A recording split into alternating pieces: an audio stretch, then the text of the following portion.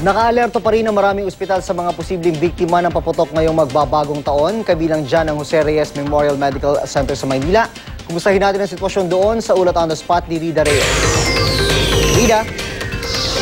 Sa buong magdamag nga nating pagbabantay dito sa JRR-MMC, magandang balita dahil wala pa rin isinusugod na pasyente dito, bunsod pa rin ng mga firecracker-related injury. Sa kabila niyan, June, ay may naitala ng 20 kaso ng mga tinamaan ng paputok simula December 22 hanggang sa kasalukuyan. Pinakahuli dyan ang 12 anyos na binatilyo na isinugod dito kagabi matapos tamaan ng baby rocket sa mata.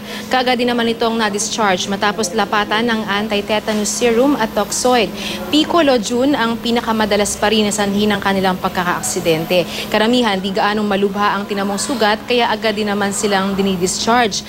Kahit wala pang bagong kasong na itatala ngayong araw, nananatiling nakahanda ang buong pwersa ng JRR-MMC, lalo pa tinaasahang habang papalapit ang pagsalubong sa bagong taon ay posibleng may mga isugod pa dito bunsod ng mga firecracker-related injuries.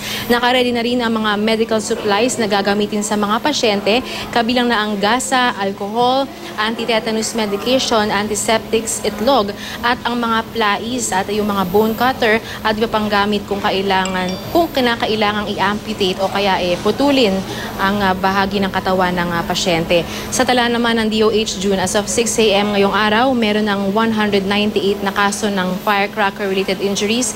Isa dyan ay fireworks ingestion, 5 kaso naman ay dahil sa stray bullet. Sa mga sugatan, 119 dito ay sanhi ng piccolo o halos 62%.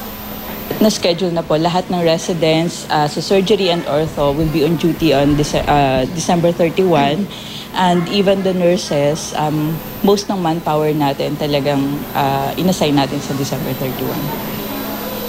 June, naka-code white alert pa rin ang ospital hanggang sa matapos ang bagong taon. At para na rin makatiyak ay pinasobrahan na ang stock ng kanilang medical supplies. Pero syempre, umaasa pa rin sila na sana raw ay hindi na kailangan pang gamitin at maubos ang supply na kanilang inihanda. June? Maraming salamat, Rida Reyes.